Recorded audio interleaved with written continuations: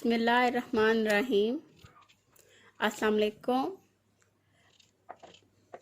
आज हम बनाने जा रहे हैं पकोड़े।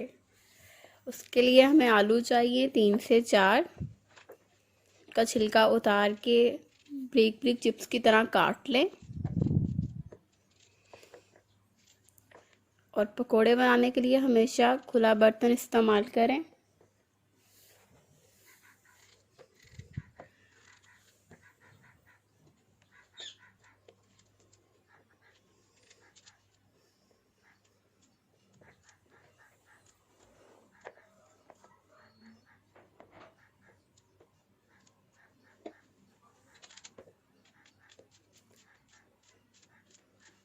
प्याज चाहिए हमें 2 अदद, इन्हें ब्रिक ब्रिक काट लें। मोटा रखेंगे तो वो जायका नहीं आएगा, इसलिए ब्रिक काट लें। अगर लच्छेदार काटते हैं तो आप वो भी काट सकते हैं।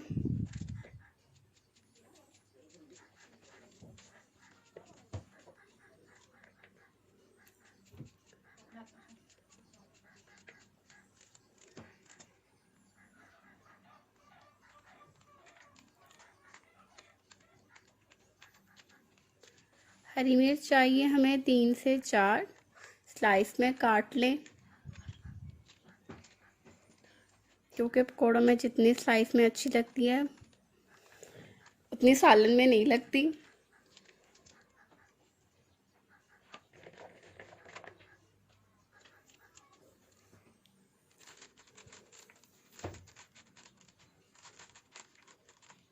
अब इसे मिक्स कर लें।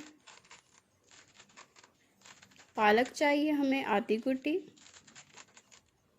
मैंने थोड़े से डंडल भी डाले हैं इसके जायके के लिए, लेकिन ब्रीक काटती हो।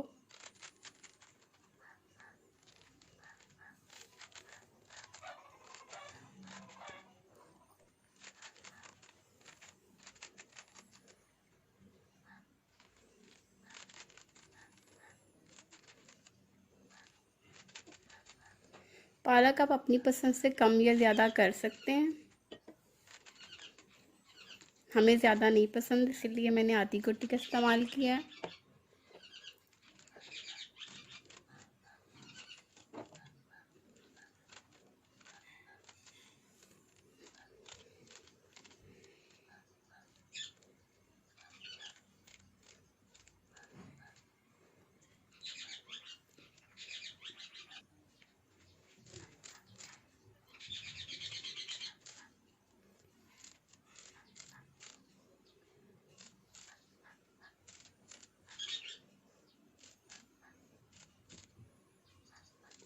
हरा धनिया चाहिए 3 से 4 चम्मच बड़े, या आधी कुटी कर लें आप इसको, क्योंकि इसका जायका पकौड़ा में बहुत अच्छा रहता है।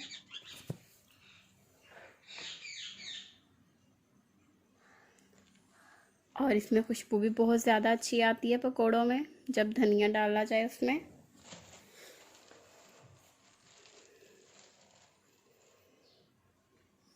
बेसन हमें चाहिए आधा किलो, आप अपने हिसाब से कम या ज़्यादा कर सकते हैं।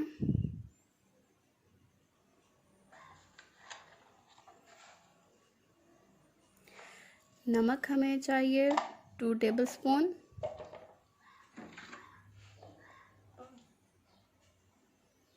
सूरख मिर्च चाहिए हमें 1 टेबलस्पून।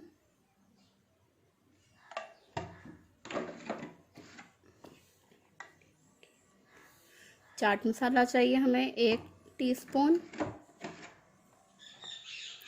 सूखा धनिया 1 टेबलस्पून।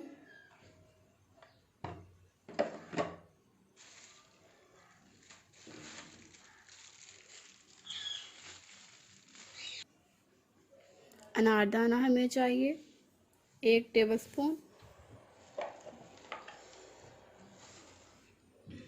जीरा 1 टीस्पून।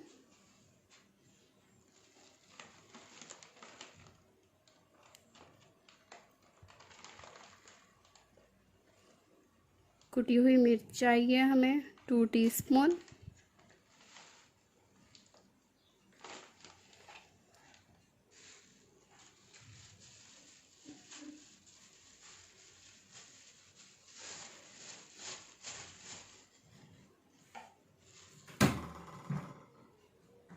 कलवंजी चाहिए हमें 1/2 टीस्पून,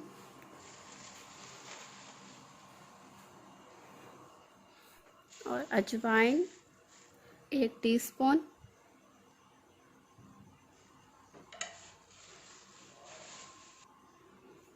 अब इस मिक्सचर को मिक्स कर लेंगे। पानी अभी नहीं डालेंगे, तो पहले अच्छी तरह मिक्स करेंगे ताकि जो मसाले वगैरह हमने डाले हैं वो मतलब पालक में अच्छी तरह मिक्स हो जाएं। दोनों हाथों से मिक्स कीजिएगा वरना फिर कहीं कम ज़्यादा रह जाएगा। पानी इसमें आप अपनी मर्ज़ी से डाल सकते हैं। मैंने इसमें 1.5 गिलास पानी इस्तेमाल किया है।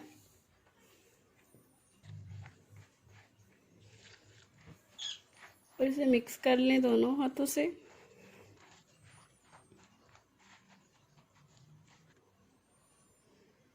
मुझे यहाँ पे थोड़ा सा तेल पतला लग रहा था, इसलिए मैंने थोड़ा सा बेसन ऐड कर लिया इसमें।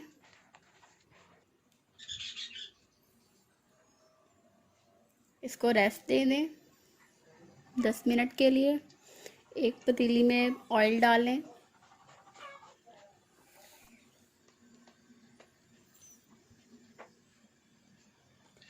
और इसको हाथ से बनाना शुरू करें। आपकी मर्ज़ी है, आप हाथ से बनाएं या चम्मच से।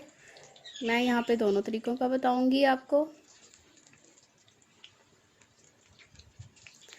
आपने अपना मटीरियल ऐसा रखना है कि आप उसको हाथ से कवर कर सकें।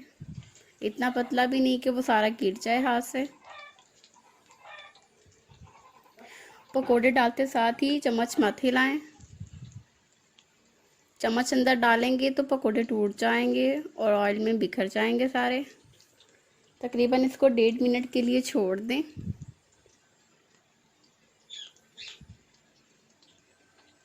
मेरे पास कढ़ाई बड़ी थी तो मैंने काफ़ी सारे बना लिए।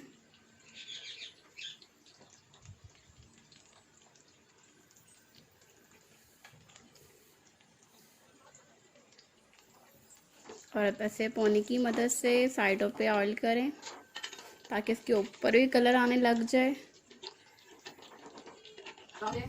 ये ध्यान रहे हमारे पकोड़े जले नहीं। और ऐसे फिर इसको टर्न कर लें,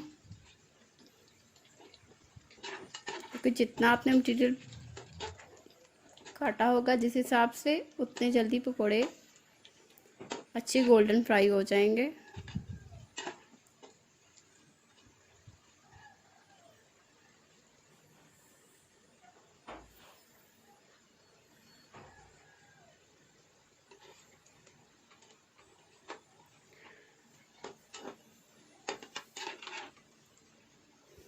पकोड़ों की साइडें बदलते रहें, ये ना हो पकोड़े हमारे जल जाएं।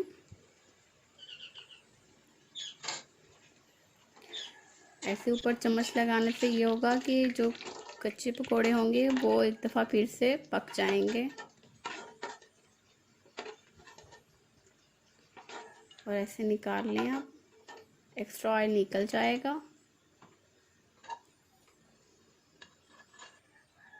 दूसरा बैच मैं चम्मच से आप लोगों के लिए बना रही हूँ।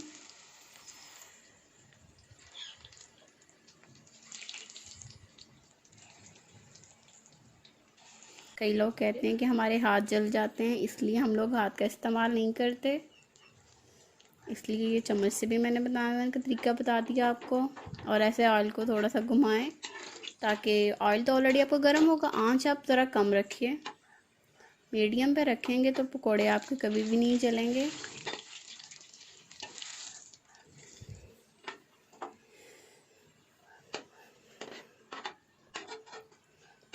और ये हमारे खस्ता पकोड़े बिल्कुल तैयार हो चुके हैं।